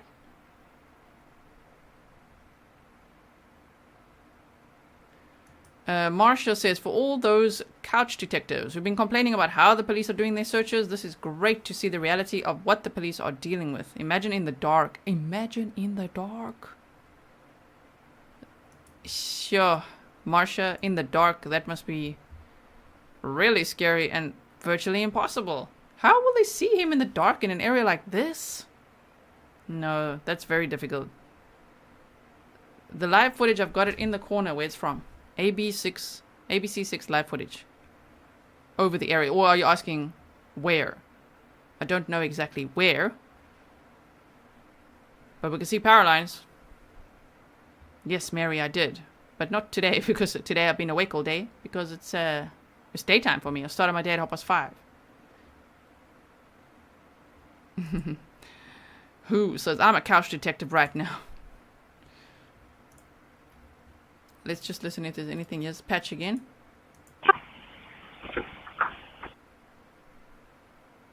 Nope. 35 double. Probably sleeping somewhere, yep. I don't want to see him too.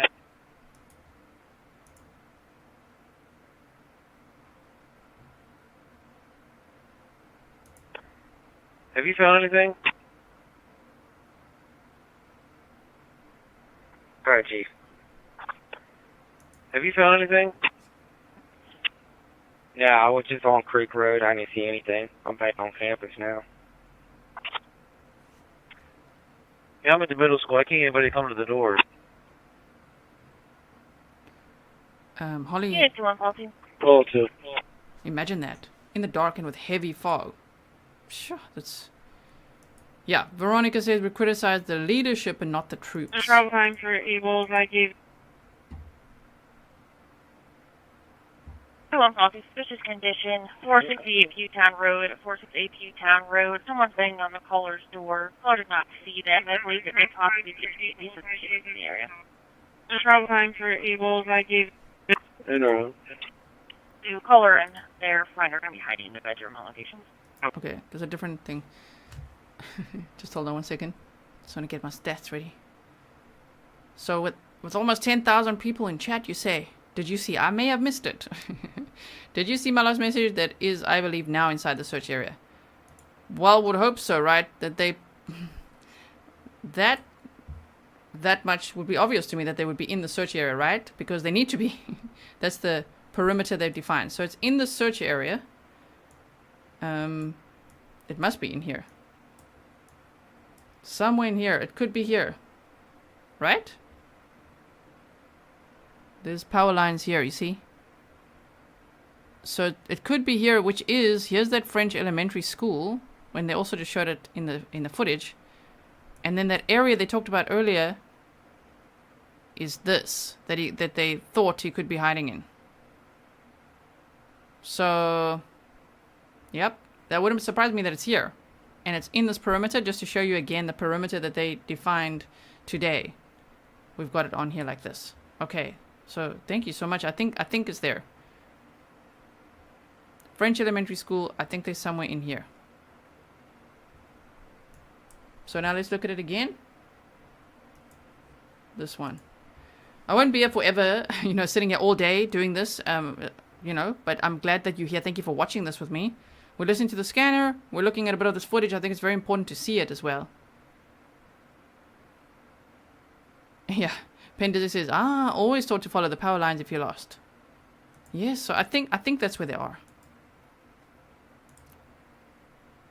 What was that wording again earlier? A utility what now?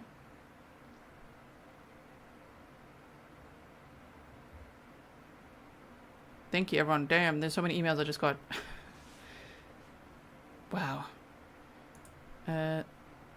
Ron says, please remember the search area may seem small, but there's only so many law enforcement officers there. Not enough to surround area arm to arm. Yeah. They gotta be so careful, right? Emil says, hi, Grizzly Gizzler. He must be at his most dangerous now, so let's hope he doesn't take hostage. Yeah.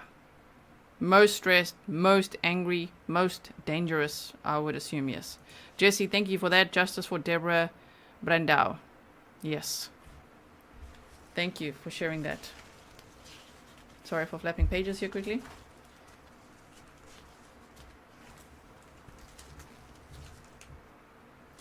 Really want to see something. Oh, now we're getting a better view. There's a nice pool as well. There's a school. Okay, yeah, so I think it's there.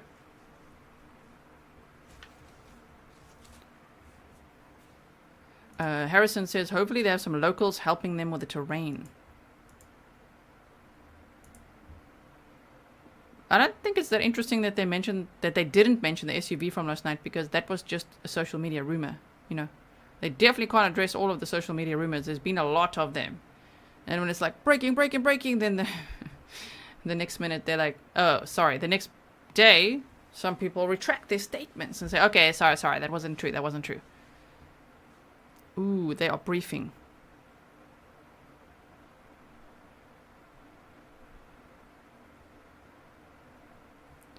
Let me just quickly see this.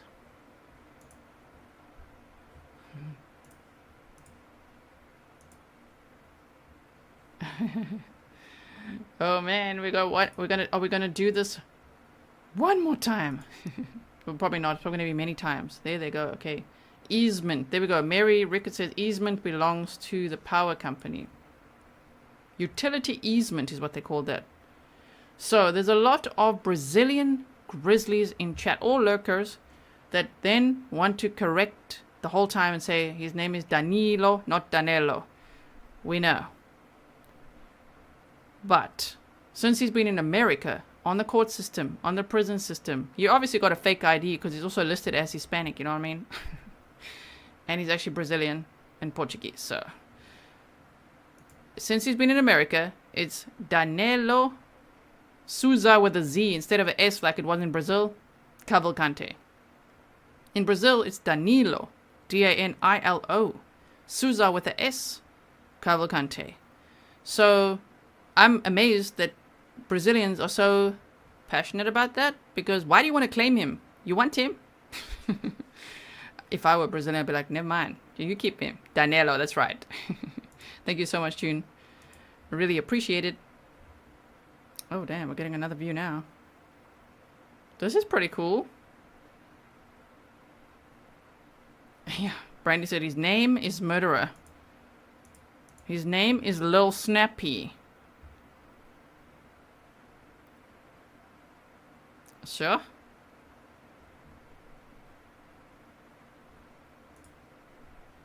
So, yeah, just so you know, I will continue to spell it Danelo.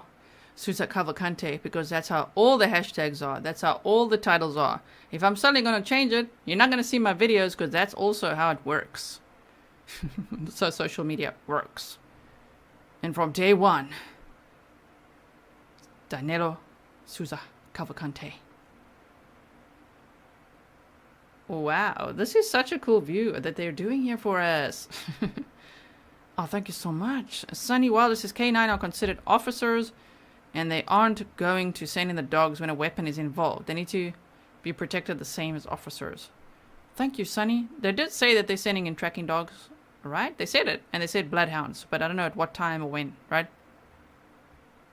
Yeah, Sabina's like, you really want to claim him? I'm always amazed. I'm telling you, man. If this guy was South African, I wouldn't be like, you know what? You know how you actually spell his name? Let me tell you about him. Like, no. Wouldn't be pumping this guy up. I'll be like, yeah. Take him. Different name. We don't know him. If he was South African, I'd be like that. I've never heard of this guy in my life. He's American. Except we know he's not. Sorry about that, Americans. He's not. He's an illegal immigrant. He's there. Committed murder on April 18th of 2021. Murdered Deborah Brandao in front of her children. I mean, that's... So imagine what he could do now. So hectic. Okay. Colleen says, what have I missed over the past 6 hours? Can you do a recap? I hope you'll check out my second channel, Tune Chommies. So, I don't know what you've missed. Were you at the stream earlier? Let me know. I wonder how many of you were at the stream earlier. So, let me just quickly recap from there. Quick recap for anyone joining the stream now. We're watching aerial footage from AB6 Live. They've established a perimeter. Everyone's getting sick and tired of the word perimeter, but it's true. They've established a new perimeter. Searching for Danelo Cavalcante, 34-year-old, 5 foot, 120 pounds, who, last night at 10:10 p.m., in that area, even though I thought the fact that he abandoned the van because it ran out of fuel, I was thinking, what if he had help to get him out of there? What if he got another car already? I thought he's going to be gone, but no. No. He entered the cash flow solution. Thank you so much. I'm starting to put on the screen now. I'll work on it. You said this little P is about to be snapped, right? He entered a home at 10:10 p.m. last night, a garage. He took off his, that green sweatshirt that we've seen. It was somewhere in the driveway. And he walked into the garage, shirtless, wearing those same prison pants. Imagine how stinky he would be right now. Ew. Just one pair of underpants. Okay, so walks into a garage on Coventryville Road. The owner was luckily in the garage, actually. I don't know why people get mad at the owner. He was in the garage and he was armed. But Danelo walked into that garage. They locked eyes. They were a few feet apart. Danelo grabbed a 22 caliber rifle, and the owner shot at him allegedly 7 times. That's what's reported on social media 7 times and mainstream media 7 times. It could also be several times because today Lieutenant Colonel Bevins did not want to say the number. He didn't want to say how many times, but a few times the owner shot at Danelo. Danelo allegedly shot back and shot the guy in the leg, and EMS went out there to assist. But then he ran. They also found his Chester County Prison shoes. Okay, I can't help saying shoesies when I see shoes. They saw his shoes, those white Velcro ones, okay? They found those waterlogged and stuck in the mud. He later stole, I don't know if actually at what point he lost the shoes, but he stole work boots off someone's porch. So now he would be shirtless, wearing the same prison pants and underpants, and then he would be wearing someone else's work boots. So those white shoes are no longer. Don't know what the work boots look like. Wish they would have described it. So I don't know. Maybe it would help people look out. But just look out for him, okay? And now that he's here, stuck in the wild again, his beard is going to grow out again. Slowly but surely. So his appearance will change a bit over time again. He's going to be looking rough. This is day 13 of the manhunt. So that's the main stuff that happened this morning. And then they announced a press conference in which they really defined the perimeter. We've also just told everyone, share this the flyer as well. Is it this one? No, that's a cute picture though. Look at someone's kitty saying hi to Fury. That is so cute. Oh my word. Okay, wait. Where's that picture of the... Yeah, this one. Okay, so the reward is now up to $25,000. You see, this is the hoodie that he lost. So now we don't have another current picture of him. I'm surprised that they don't... Oh, thank you so much, Lutina. Lutina B. I'm surprised they don't have footage. I don't believe them. When they say they don't have ring cam footage or any footage from that. But maybe there is no camera there where the garage is. But I would doubt it. I think they got footage. Show us some pictures. What are the most recent pictures? What is it looking like now? So the reward is up to $25,000. I've actually got a new flyer. Why am I showing this one? It's up to $25,000. I made that this morning. Sorry about that to the person who suggested it. I did change it and it's on social media. Joey says work boots got to be way big on a 5-foot man. Won't be able to run so fast. But the thing is, they said, a lady said that work boots were stolen from her porch. But what if it's her shoes? You know what I mean? Maybe they're lady work boots. That's right. I haven't heard anything about the backpack and bag that he had in that trail cam. I haven't heard about that either. So did he get rid of that or what? Maybe that's not a good idea for him for survival. He obviously thought he's like, I'm out of here, but clearly not. Ooh, what's happening here? Okay, they're just laying low. Very nice. Just sitting there and like, okay. Well, the thing is obviously sleeping now somewhere, I would assume. I highly doubt it, Zipar. And what? How? Tell me how. Put yourself in his shoes when you make comments like that. Put yourself in his shoes. What am I saying that's going to tip him off? Oh, there's a perimeter established. They can look at that on Facebook, on the police page. They've got the flyer. They've established the perimeter. They've got a public scanner. And Flight Radar 24 is public too. He can literally Google that himself. He doesn't need Grizzly True Crime. Don't you be blaming me over here. Sarah said Pennsylvania has the DP, but unused since 1998. Oh, thank you. Thank you for that information. That's interesting. Okay. He got sentenced to life without parole on August 22nd, and then on August 31st, he escaped the prison. Man. Oh, man. Debbie Torn says, or it's the 8-year-old son's shoes. Sorry, I had to. I mean, it could be a little work boots. Well, let's hope those aren't work boots. They'll be working at 8 years old, okay? Maybe, I think it would be a lady's boots. But you never know. If it is really a man's boots.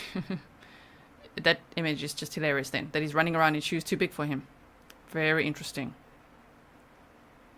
Yeah, Brandy said he's not watching the internet. His battery would have died by now. You just get these people that are so salty about these YouTubers covering it. Why don't they just keep their noses out of our business? Out of what business? We're sharing vital information. Hello. You don't want people in the area to know about the perimeter? To have a good visual of what that looks like? You don't want that. Stay safe in the area, everyone. My word. Make sure that you pay attention. If you got dogs, if they're barking at the fence, okay, be very careful. But they might be barking for a reason. Pay attention to secure your vehicles, no keys in the ignition, lock them, windows up, all of that, right? Listen out for sounds. We're going turquoise again. Damn. Wow. They'll probably come back in a moment, so we'll go there. Let's see where they're flying over here. Okay, there we got that. What are these ones doing? Look at these two over here. Okay. Nice. Flying over here. I mean, trying to see these power lines here. So pay attention to what your dogs are doing. Make sure your vehicles are secured. Make sure your guns are secured. Kathleen said that chopper's dangerously close to your head. I know, right? Oh my word, I was so close. And so also pay attention to any clothing that goes missing. If it goes missing on your washing line, report it immediately. If you see that maybe your hose pipe has been moved or something, or it looks like the tap has been opened, the faucet as you guys call it, right? Report it. You just never know. And check your ring cams. Check your surveillance footage. You just never know. New area, clean slate, and this is one of my strengths. I got stamina, okay? I can be like, alright guys, clean slate, starting fresh. We're over here. You know? So, yes. Risika said the ABC chopper is going to land to get gas. Yeah, probably. Is it this one? Yeah, it's still turquoise.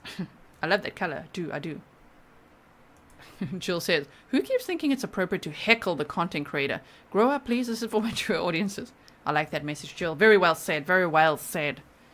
And don't worry, you guys. I don't get bothered by them. Sometimes I just address them. Or silly comments and things like that. Especially on X. You know, because if you don't, there's another 100 of them. So you're like, oh, come on. Come on, let's just address the elephant in the room. The baby elephant. Gone with Gale said he shot the homeowner. That's attempted murder. He used a firearm in the commission of a felony home invasion. That's another series of felonies. Good point, Gone with Gale. Good point. And if he makes it out alive. They said he's going to a state facility. Probably solitary confinement for the rest of his life. But that's if he makes it out alive.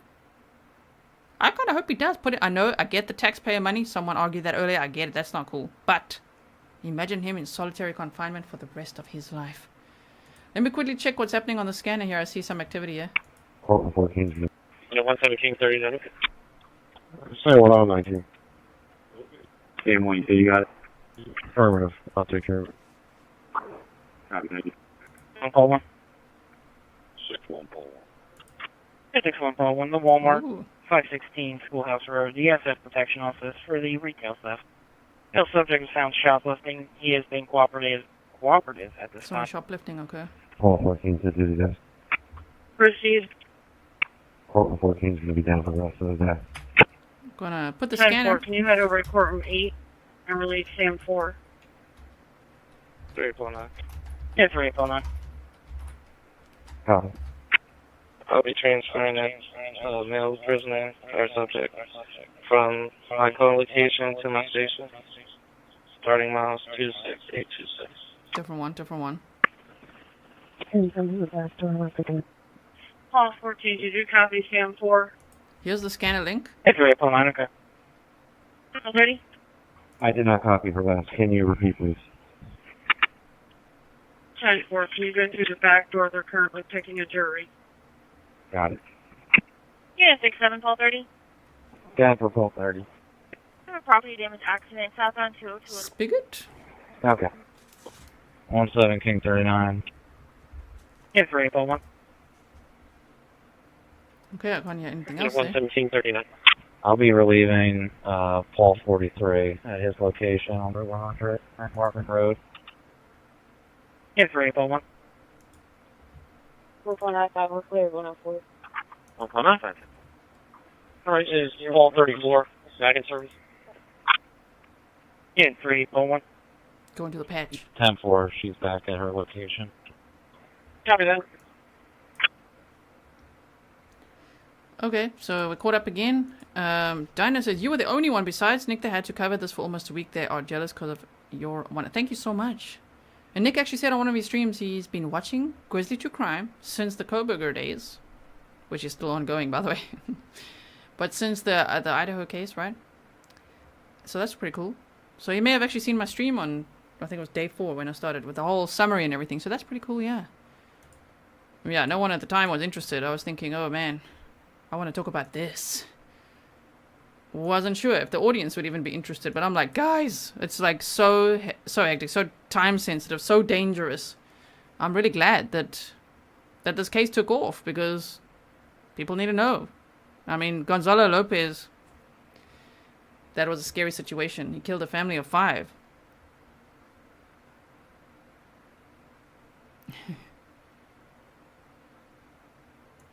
Yes, Wesley says, he was already facing a lifetime in prison. What are the extra charges going to do? Send him to super jail? Maybe. You're going to super jail.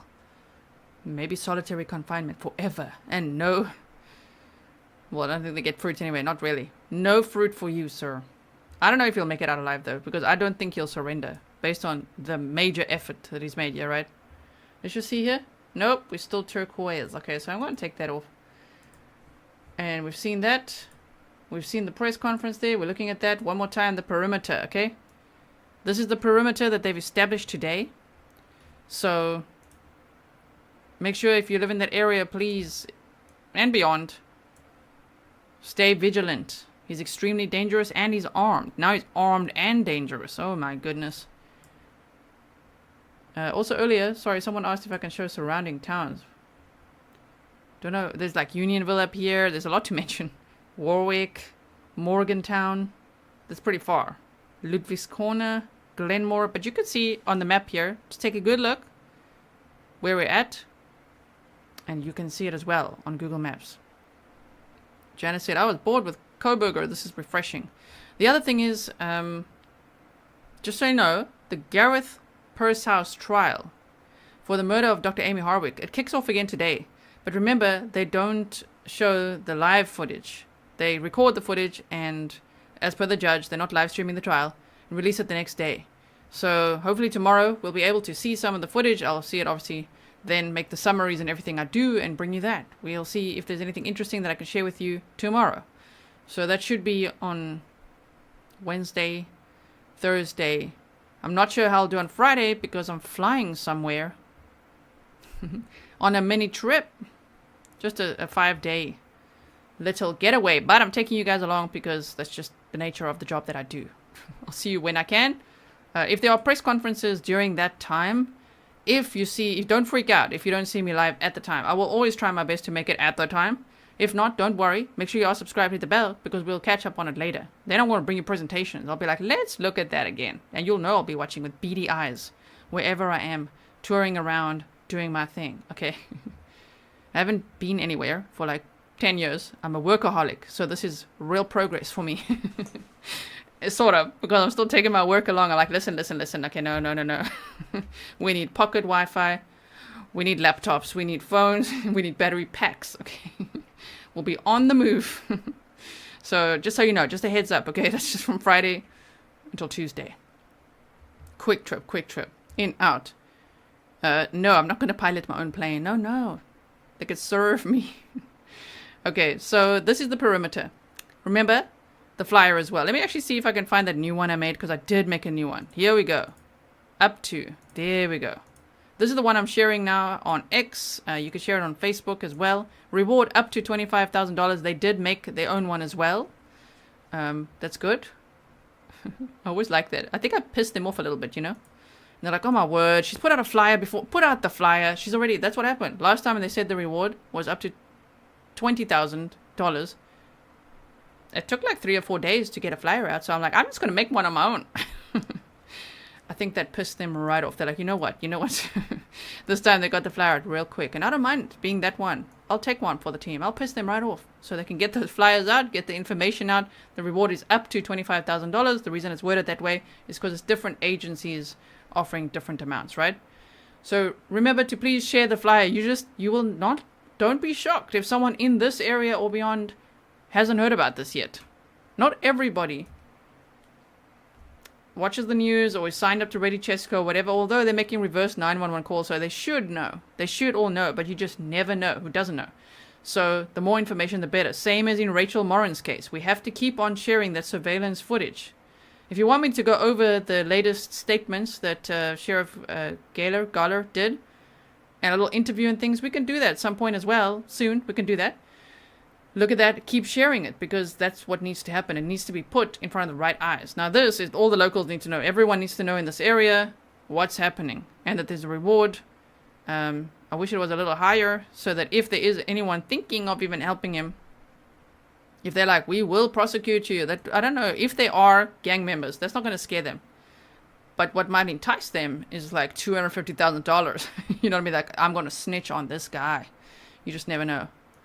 Paige is like, snarkasm, flyer. So, share the flyer. Share the information. Also if you are on X, which is formerly Twitter. Yes. Okay, so which is formerly Twitter, X. Okay, if you're on there, which I think is now called x.com as well. Share it, repost it if you can. That would be really great too. I think you guys have literally done so much sharing that you've got Grizzly True Crime trending on X, which that's very interesting. Thank you so much. We just want to get the information out. Call 911 if you see the guy. I mean, sure. When I first heard of this morning, I thought that guy shot him. I was like, what? Like the guy shot him? Imagine it. But be safe. Stay safe. Okay, we've gone over everything. Hope I've made some good bullet points here. Yeah, at least 75K, says Amy. So, thank you, mods. Really appreciate it. hope that you guys, if you didn't see the press conference, go back, watch it. I'm gonna now, as always, when the live stream ends, my work never ends. I'm not like, oh, okay, now I can just chill. And now it's timestamp time. Okay. First, thanking the mods for everything they do, then timestamp time. So you will see timestamps in the pinned comment. You will see them in the description box. And if you hover over the video, you will see them as well. And I make sure that, especially on these streams, that when you live like this, there's no ads or anything turned on. And it's not turned on for like 12 hours. So you can just watch it without being interrupted every 5 seconds, unless you have an ad blocker. But, you know, you could just watch it without being interrupted by adverts, okay? Because that must be very annoying. I have YouTube Premium, which helps to never see adverts. I would highly recommend YouTube Premium. It's so worth the $10. It's so worth it. You don't want to see ads? You can just switch your phone. You can keep the screen off and just listen in as well. It's very, very nice. Not sponsored. I don't do sponsors, in case you haven't noticed. Not into that. No, thank you. Okay, so thank you, mods. Thank you to all my patrons. Really appreciate everything, all the support that you offer as well. Thanks to everyone. Really appreciate it. Members, new Grizzlies, mods, if you can, when I play the outro, can you please turn off slow-mo so people can chat real fast? Leave a comment below, you guys. That always helps as well to boost the episode into the algorithm. The more people that see the information, the better. Get it out there. Like, share, subscribe, hit the bell, all those things. And I will see you in the next stream. I don't know when it will be. I don't know what the next update will be. I hope it's in the middle of the night that they've caught him. That'll be so amazing. But man, seeing that footage we just saw, it must be so difficult at night. Imagine. D Street Media, you say been here since the beginning. I recognize. Nice to see you. Thank you, everyone, and I will see you again maybe later. We shall see what happens. Stay safe.